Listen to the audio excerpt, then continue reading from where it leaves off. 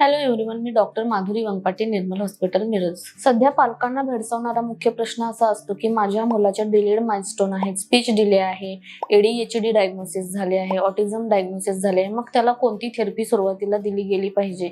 ABA therapy, speech therapy, occupational therapy, sensory integration therapy यापैकी कोणत्या थेरपीवरती first focus केला पाहिजे? आणि मेजॉरिटीली मी असे पाहिले आहे की पालकांचा फोकस बहुधा हा स्पीच थेरपीवरती असतो.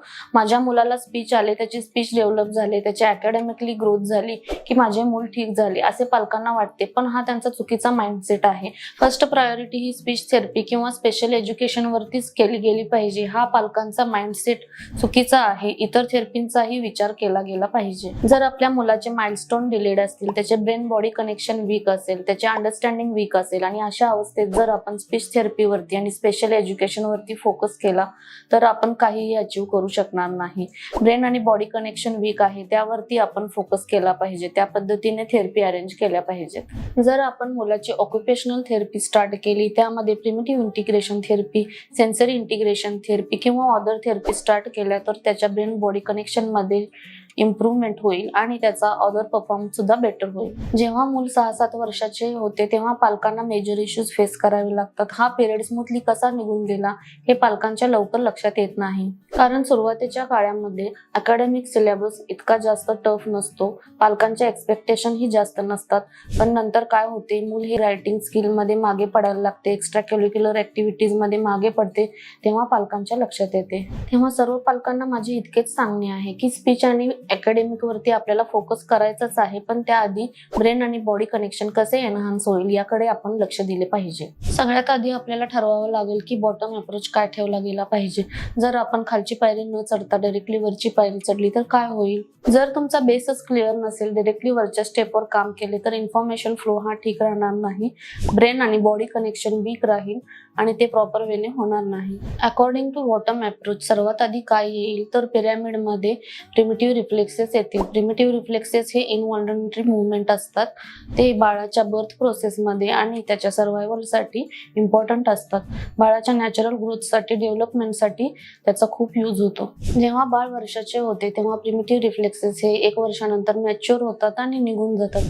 बाळाचा सर्वांगीण विकास व्यवस्थित होतो, एज अप्रोप्रिएट डेव्हलपमेंट होते. पण जेव्हा हे रिफ्लेक्सेस बॉडीमध्ये तसेच राहतील, रिटेन राहतील, निघून जाणार नाहीत, तेव्हा इनव्हॉल्युंटरी मुवमेंट्स या बाळामध्ये राहतील. त्याचे ब्रेन आणि बॉडी कनेक्शन वीक राहील, आय हँड कोऑर्डिनेशन व्यवस्थित होणार नाही, सेन्सरी इश्यूज येतील, बिहेवियर इश्यूज वाढतील. जर बाळामध्ये डेव्हलपमेंटल डिले असतील, कोणतेही सेन्सरी इश्यूज असतील तर आपल्याला सर्वात आधी रिटेन प्रिमिटिव्ह रिफ्लेक्स चेक करावे लागतील आणि त्यावरती काम करावे लागेल.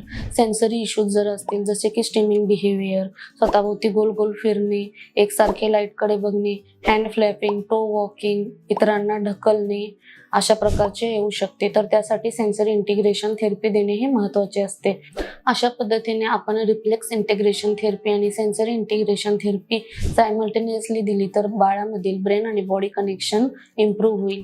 जर रिटेन प्रिमिटिव्ह रिफ्लेक्सेस असतील आणि सेन्सरी नीड्सही असतील तर आपल्याला सेन्सरी इंटिग्रेशन थेरपी आणि प्रिमिटिव्ह रिफ्लेक्स थेरपी ह्या कंबाईन करून द्याव्या लागतील आणि त्यावरती आपल्याला फोकस करावा लागेल. त्यानंतर आपल्याला visual motor, oculomotor, visual perception, postural reflexes यावरती काम केले पाहिजे. स्टेप बाय स्टेप अशा प्रकारे काम केल्यास मुलाचे एक्झिक्युटिव्ह फंक्शनिंग म्हणजेच बाळ स्वतःहून कम्युनिकेट करेल, त्याचे डिसिजन मेकिंग इम्प्रूव्ह होईल, विदाउट फिजिकल और व्हर्बल प्रॉम्प्ट व्यवस्थित परफॉर्म करेल, 2 वे कम्युनिकेशन वाढेल, हे सगळे होईल. रिफ्लेक्स इंटिग्रेशन थेरपी आणि सेन्सरी इंटिग्रेशन थेरपी नंतर ABA थेरपी येते, म्हणजेच अप्लाइड बिहेवियर अनालिसिस. यामध्ये मुलांकडून पॉझिटिव्हली रिइन्फोर्समेंट देऊन त्यांच्याकडून काम करून घेतल्या जातात, इतर ऍक्टिव्हिटीज करून घेतली जाते. जर मुलामध्ये डेव्हलपमेंटल डिले असेल, कोणत्याही ऍक्टिव्हिटीज करताना मूल प्रॉपर कोऑपरेट करत नसेल तर त्यामध्ये आपल्याला ABA थेरपी ही युजफुल ठरते. ABA थेरपीमध्ये डेली लिव्हिंग ऍक्टिव्हिटीज करताना मुलाला कसे मोटिवेट केले जाईल, त्याच्यामध्ये पॉझिटिव्ह इन्फॉर्मेशन देऊन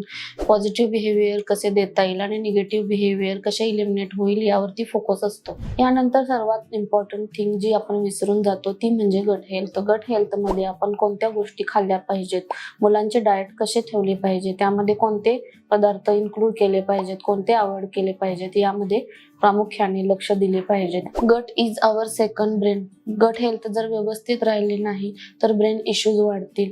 healthy gut leads to healthy brain. Gut health नंतर आपण वेगस नर्व ऍक्टिव्हेशन कडे फोकस केला पाहिजे. वेगस नर्व ही आपली 10th क्रॅनियल नर्व आहे, जी ब्रेनस्टेम पासून स्टार्ट होते आणि कोलॉन पर्यंत पोहोचते. वेगस नर्व ही आपल्या बॉडीमधील सर्वात लॉंगेस्ट नर्व आहे, जी सर्व बॉडी पार्ट्स पर्यंत पोहोचते. जिला स्टिम्युलेट किंवा ऍक्टिव्ह केल्यामुळे brain and body connection improve होईल.